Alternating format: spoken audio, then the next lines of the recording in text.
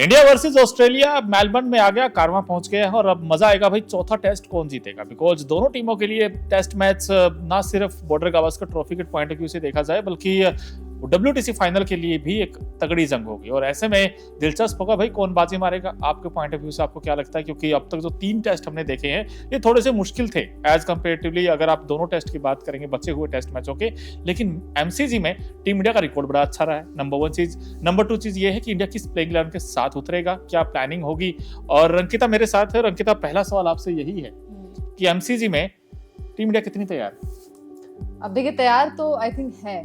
अब गाबा टेस्ट में आईना तो दिख गया टीम इंडिया को कि नाम बड़े हैं, दर्शन छोटे हैं। अब आपको प्रिपेयर रहना पड़ेगा क्योंकि आपके बड़े बल्लेबाज चल नहीं रहे, तो वहां पर नजरें होंगी रोहित और विराट पर, खासकर विराट कोहली पर ज्यादा होंगी क्योंकि मेलबर्न का जो मैदान है रास आता है उन्हें। 82 की एक शानदार पारी उनके बल्ले से आई थी, तो कुछ ऐसा बड़ा करना पड़ेगा उन्हें, बल्लेबाजी से दमखम दिखाना पड़ेगा क्योंकि अगर आप पिछले 2 मैचेस उठाकर देखेंगे तो बल्लेबाजों ने निराश किया, चाहे वो आपके गिल हो, चाहे यहाँ पर जायसवाल हो और या फिर पंत हो। पंत का भी वो खौफ नजर नहीं आ रहा है यहाँ पर। तो मेलबर्न में थोड़ा सा प्रिपेयर और ज्यादा होना पड़ेगा। जैसे आपने कहा कि WTC के मद्देनजर तो डेफिनेटली आपको पूरी जी जान यहाँ पर लगानी होगी। बुमराह एक एंड से जो है वो अकेले पड़ जाते हैं, आपको हर बार वो मैच नहीं जिताएंगे, तो प्रिपेयर रहना पड़ेगा। आपके पास बल्लेबाजों की कमी नहीं है, नंबर 6 तक बल्लेबाजी, इवन नंबर 7 तक भी बल्लेबाजी आपके पास है, तो कुछ तो नया करना पड़ेगा आपको इस बार। अपने तरकश से कुछ बाढ़ निकालने पड़ेंगे आपको और मतलब भेदना पड़ेगा वो किला जो है मेलबर्न का, वो भेदना पड़ेगा, जिसके लिए सबसे ज्यादा जो हम कहते हैं ना कि चेज मास्टर और हमारे विराट कोहली उन पर नजरें होंगी कि क्या विराट कोहली एक बार फिर से बाहर जाती गेंदों को छेड़ेंगे। हाँ, वो जो डायलॉग नहीं है कि बुलाती है मगर जाने का नहीं है, वो जो बाहर की गेंद है ना विराट को बार बार बुलाती, लालच देते हैं विराट को हमेशा, और विराट जाते भी हैं और फंस भी जाते हैं। तो ये कहीं ना कहीं तोड़ निकालना होगा विराट को और कभी कभी ना डबल माइंड नहीं होना है कि इसको छोड़ूं या खेलूं। भाई विराट कोहली इतने बड़े बैट्समैन है, उनके पास इतना तजर्बा है, उनके पास इतने 100 हैं।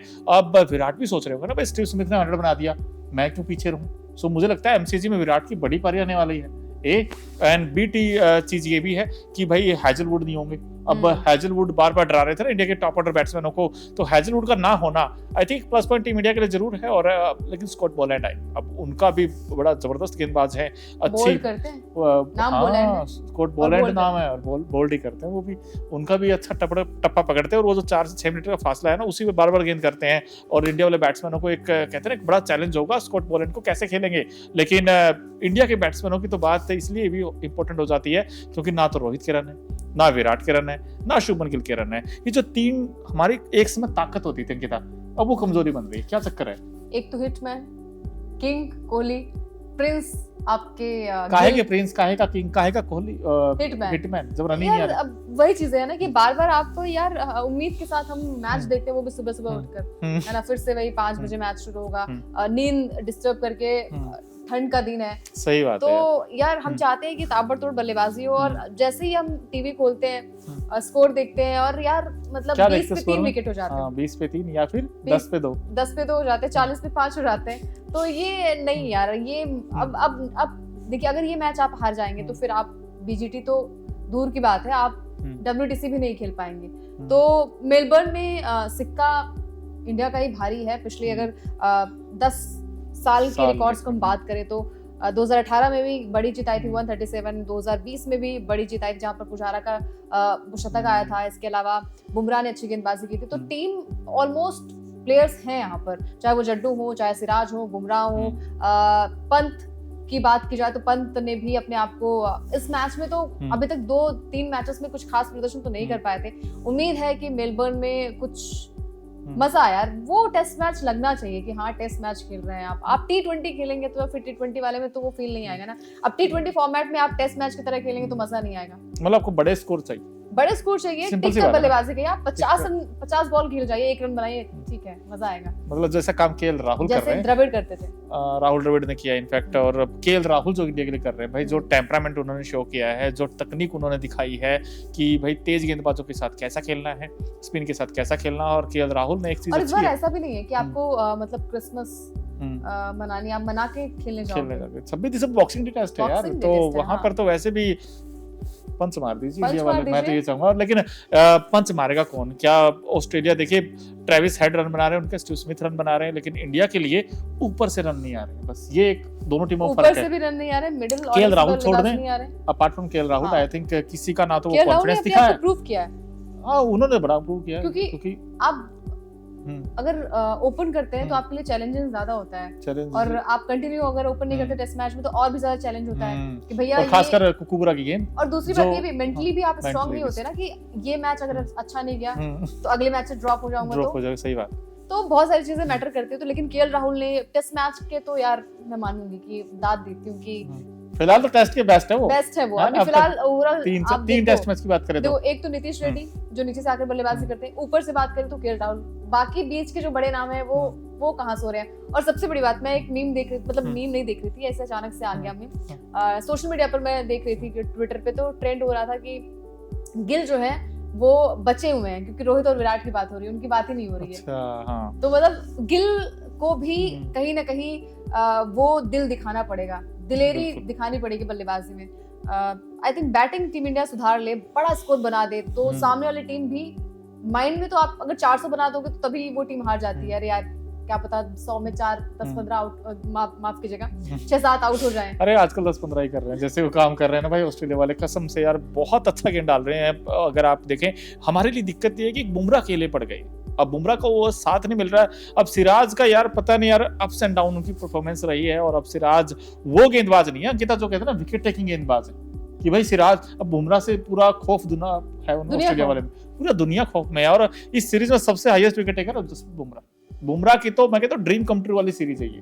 लास्ट सीरीज जब हुई थी वहां पर उन्होंने 32 विकेट चटकाए थे उस सीरीज में, और इस सीरीज में एज ऑफ नाउ जैसे उनका परफॉर्मेंस रहा है, अगर देखा जाए एक मैं एग्जांपल दे रही हूँ कि 2008 में आई थिंक तब बहुत एज, तब तो मैं जूनियर ही समझूंगी उनको, 2024 में एज अ सीनियर प्लेयर भी वो इतना कंट्रीब्यूशन दे रहे हैं, फिर रोहित और विराट क्यों नहीं? 2008 की बात करो ना, उसमें कहा 2018 की बात, 18 की, हाँ, उसमें तो यंगस्टर थे और उसमें विराट लीड कर रहे थे। विराट ने क्या किया, गेंदबाज तेज गेंदबाजों को बैक किया था उन्होंने कहा कि भाई, रवि शास्त्री कोच थे उसमें, तो रवि शास्त्री भी यही कहते कि भाई हम ऐसा कॉम्बिनेशन लेके चलेंगे जहां पर तेज गेंदबाज हो, चाहे 4 क्या हम 5 भी खिलाने के तैयार है। सो आई थिंक उन्होंने वो दिखाया था इंटेंट, लेकिन अब मजा आएगा कि भाई इंडिया क्या उसी कॉम्बिनेशन के साथ जाएगा। भाई प्लेइंग 11 की आप तस्वीर क्या देखते हो, क्या क्या आपको होना चाहिए इस प्लेइंग 11 में? क्या इसमें आपको लगता है हर्षित राणा की जगह बनती है? क्या वॉशिंगटन सुंदर की जगह बनती है? जडेजा ने 77 रन बना के एक अलग से हेडेक दे दी है, तो ऊपर से अगर देखें तो बैटिंग है ही नहीं मेलबर्न की बात तो क्या एक बैट्समैन को और ऐड किया जाए? इतने सारे सवाल हो गए ना प्लेइंग 11 में, क्या होगा? मेरे हिसाब से सेम 11 के साथ जाना चाहिए, आपको छेड़खानी नहीं करनी चाहिए, आपको जडेजा को भी बाहर नहीं करना चाहिए। सुंदर को बाहर करेंगे। मेलबर्न की बात करूं, साल 2020 की बात करूं, जहां पर एक अच्छी पारी आई थी जडेजा के बल्ले से, तो नीचे से अगर कोई बल्लेबाज नहीं आपके पास, खुदा न खास्ता जैसे मैं कहती हूँ कि 20 पे आपके 3 हो गए, तो फिर दिक्कत हो जाएगी। फिर आपको मतलब एक ऐसा बल्लेबाज चाहिए, जैसे इस बार भी जडेजा ने अपने आप को प्रूव किया था। तो बल्लेबाजी क्योंकि वीक है आपकी, तो गेंदबाजी में एक बार फिर से अगर हम रोटेशन करें तो लकली सिराज को विकेट्स मिल रही हैं, थोड़े महंगे साबित हो रहे हैं लेकिन फिर भी विकेट्स मिल रही है। तो मेरे हिसाब से 11 जो है वो इक्वल जैसे थी पहले वैसे ही होनी चाहिए, कोई चेंजेस ना करें, इसी में प्रैक्टिस करें और अपना बेस्ट प्रदर्शन दें।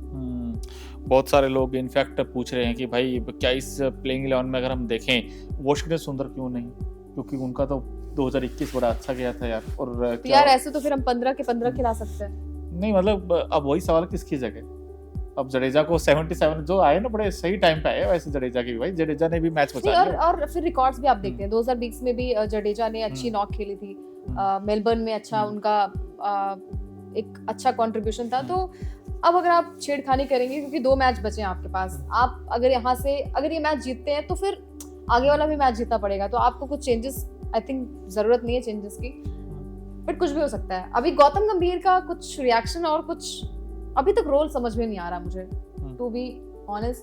प्रेस टीम मैनेजमेंट का या फिर कोच का या कैप्टन का, मतलब ऐसा लगता है कि सब अपनी मर्जी से कर रहे हैं, मतलब ठीक है इसको ले लेते हैं इसको ले लेते हैं, कुछ ऐसा जैसे रोहित और द्रविड़ में मतलब क्या विजन नजर आया क्या? विजन नजर नहीं आ रहा है, और तालमेल की थोड़ी सी मुझे भी कमी दिक्कत लग रही है ना। हाँ, हर रोज कुछ नई नई अपडेट्स आती हैं। हाँ, गंभीर और रोहित में बिल्कुल तालमेल की कमी लग रही है, और पता नहीं ऐसा मुझे लग रहा है कि वो फैसला रोहित का नहीं होगा कि वो मिडिल ऑर्डर में बल्लेबाजी करें, मुझे जहां तक लगता है। किसका लगता है? टीम मैनेजमेंट का लगता है। टीम मैनेजमेंट में कौन है? अब आपको पता है टीम मैनेजमेंट में कौन है, मतलब अब कप्तान कैसे फैसला ले सकता कि मैं क्यों नहीं ले सकता कप्तान? नंबर 6 पे खेलूंगा? ले सकता नहीं यार, फैसला। सबसे बड़ा रोल कोच लेकिन का होता है। मैं ये कह रहा हूँ कि दोनों का अंकित होता है। आपकी बात को फ्लोट कर रहा हूँ भाई, कैप्टन क्यों नहीं ले सकता? अगर किसी ने कैप्टन बनाया किसी को, भाई उसके हाथ में है ना सब चीजें। टॉस करने जाएगा उसका, मैं सिर्फ ये, टॉस की अगर बात कप्तान ने फैसला नहीं, किया कि टॉस मैं की नंबर बात- 6 खेलूंगा, तो कप्तान फैसला ये भी कर सकता है कि नंबर 3 भी खेलूंगा। मैं ये कह रहा हूँ, अगर नंबर 3 वो खेल रहे हैं एमसीजी में, तो अंकिता बुरा नहीं है। मैं अभी कह रहा हूँ बुरा नहीं है अंकिता, क्योंकि आप ये देखिए कि जब उनके रन ही नहीं आ रहे मिडिल ऑर्डर में, तो क्यों खेल रहे मिडिल तो ऑर्डर? फिर जो आपको पता है कि मिडिल ऑर्डर में नहीं नहीं, चल middle रहा, order मेरे छोड़ो। पाव नहीं चल रहे, उसके उनके आप उनको टॉप फुटबॉल ऑर्डर ही में नहीं हो भी रहा नहीं है। चल रहे, आप नंबर 6 पे भी नहीं चल रहे, तो फिर आप हर बार रोटेशन थोड़ी ना कर सकते हैं। मैं हर बार नहीं कह रहा हूँ, आप ट्राई एंड टेस्टिंग तो कर सकते हैं ना, ठीक है। अब भाई अगर थोड़ा बहुत ऊपर नीचे भी होगा, मुझे पता है विराट नंबर 5 चले जाएंगे, गिल नीचे चले जाएंगे, उसके और रोहित अगर नंबर 3 खेलते हैं, तो भाई जायसवाल और केएल राहुल अगर अच्छा स्टार्ट दे दे, मैं मान नहीं, फिर कंसीडर करके फिर चलते आप नहीं, नंबर 3 रोहित फिर क्यों आप- नहीं? फिर भाई आप- रोहित ने अगर रन बना मैं दिए बताती हूँ। तो इंडिया के लिए बेनिफिट ही है ना। मैं वो बात भाई नहीं आप कर रही इंडिया के हूँ। हित वो में भी देखते हो या उनकी- रोहित वो के हित भी- में देख लो? वो भी उनकी रोहित के वो हित भी- में या टीम इंडिया के हित में? वो भी उनकी उनका ऑर्डर नहीं है। नंबर 3 पर भी उनका ऑर्डर नहीं है, वो ओपन ही करते हैं या है तो फिर टॉप नंबर ऑर्डर 6। ही, और आजकल जैसे है चल तो रहा है ना top कुबूरा order के की साथ, बात जो है। आप कह रहे थे 20 पे 3, आजकल तो आप नंबर 3 तो ऐसा लग रहा है आप ओपन सो नहीं के है। उठते हो, आप Open नहीं है। अब मैं तो माइंड मेकअप रहती हूँ कि 4 विकेट तो गिर गए होंगे, जैसे आप टीवी खोलते हो और सच में होता है वो तो जब रोहित मिडिल ऑर्डर में आया तब भी हो रहा था, ऐसा लगा था रोहित रोहित ओपन की बात करने नहीं जा कर रहा रही है। हूँ मैं, सिर्फ हाँ। रोहित, आप बार-बार रोहित को लेकर आ रहे हैं। मैं सभी बल्लेबाजों की बात कर रही हूँ, सिर्फ एक खिलाड़ी जो है वो इसके लिए ब्लेम नहीं दिक्कत है। तो रोहित के लिए इसलिए है ना, क्योंकि वो रोहित जब को से मिडिल दिक्कत ऑर्डर में है। खेल रहे हैं, रन नहीं आ रहे हैं। मैं यही कह रहा हूँ। चाहे वो मिडिल ऑर्डर, अभी एक बुरा पैच होता है हर किसी का, रोहित का, विराट का हो गया, गिल और जायसवाल क्या कर रहे नहीं हैं? बट सवाल गिल जायसवाल की अगर मैं बात वो ठीक करूं, है, जायसवाल की मैं बात करूं, तो क्यों भाई आपको तेजी से रन बनाने हैं? हाँ, नहीं, वो भी एक मैच में हीरो बन के उसके बाद क्यों तेजी से रन बनाने हैं यार? और आपको मिचेल आपको स्टार्कर ने जब वो किया ना, उनको गेंद फेंकी, तो स्टार्कर को कहते कि आपका ना टू स्लो, टू स्लो है, इट्स टू स्लो। हैं वो मुस्कुरा के चले गए हैं, उसके बाद फ्लिक मार के आप आउट होके जा रहे हो यार। तो कहीं ना कहीं जायसवाल को भी सोचना होगा यार कि आप जब इस टूर पर जाते हो और आपसे बड़ी उम्मीदें हैं, क्योंकि आपका ही बल्ला चला था। और दूसरी उसके बात बाद- यार, दूसरी बात ये है कि आप जब उतना मैच खेल लो तब आप बोलो तो समझ में आता है। नहीं खैर एक चीज मतलब है, ठीक इतनी है। इतनी अरे- जल्दबाजी आपको नहीं करनी चाहिए। ठीक है, वो स्लेजिंग वगैरह सब चीजें होती हैं, बट फिर आप वैसा प्रदर्शन भी करिए। बिल्कुल कम वो से कम आप 70, 80, 50 भी बना दीजिए। पर नहीं, ऊपर से बट अगर रन्स मिल जाते हैं ना, तो जो- नीचे के लिए बल्लेबाजी इजी हो जाती है। इजी हो जाती है। और लेकिन जायसवाल ने जो पारी खेले थे ना, उसके बाद मुझे ये उम्मीद थी अंकिता कि जायसवाल यार शायद हो सकता है इंडिया के लिए कहते हैं ना एक सबसे बड़े दोनों में स्टार डक पर बनेंगे। आउट हुए थे। क्या? पिंक बॉल में भी डक पर आउट हुए थे, हाँ पिंक बॉल में, लेकिन मैं और पर्थ की बात गाबा कर में रहा भी आउट हुए थे शायद। हूँ। हाँ गाबा में भी, गाबा में तो गाबा ऐसे में ही आउट हुए थे। हाँ ऐसे ही कुछ था, लेकिन पर्थ की बात कर रहा हूँ मैं, जिसमें 161 बना दिए थे पर्थ उन्होंने। में भी पहले इनिंग में 0 पर, पहले फिर इनिंग में- सेकंड इनिंग पहले में इनिंग डक हुआ था, लेकिन 161 बनाए थे। तब मुझे ये लगा था कि जायसवाल शायद इस सीरीज के हो सकता है player of the Best series ball। हो जाए, हाँ। बैट्समैन में सबसे ज्यादा रन जाए और लंबा जाएंगे। बट जैसे वो आउट होने का तरीका अब आया है और जैसे वो कर रहे हैं, बार मुझे बार। लगा कि भाई वो इम्पैक्ट नहीं है। मुझे लगा था कि 161 बनाए, अब इम्पैक्ट प्लेयर यही होगा इंडिया के लिए। सो मेरा तो अभी मानना, क्या पता है सीजी में उनको देखो बल्ला चल इम्पैक्ट जाए। इसलिए भी होता है But- ना, क्योंकि बट आप जायसवाल को ना आप कभी-कभी open विकेट की करते वैल्यू हो। समझनी होगी भाई, बहुत रेयर मौके मिलते हैं। आप ये सोचिए कि अगर अभी भी मेरा सवाल वही है कि अगर रोहित कैप्टन नहीं होते और वैसा कोई और प्लेयर होता, क्या इतने मौके मिलते रोहित की जगह? अगर रोहित कैप्टन ना होते तो आप इतने मौके देते रोहित को? बिल्कुल नहीं मिलते। ये सेम अगर केएल राहुल के साथ होते, तब तक तो टीम से बाहर होते वो, प्लेइंग डाउन से। नहीं फिर भी नहीं, तो ऐसे तो बहुत बार केएल ने भी परफॉर्म नहीं किया है, फिर भी मौके मिल रहे हैं, क्योंकि उनको पता है, क्योंकि टीम मैनेजमेंट को पता है बट कि रोहित के तो रन नहीं है ना, Management पहले को ऑस्ट्रेलिया में पता है। रन थे ना अब रन है।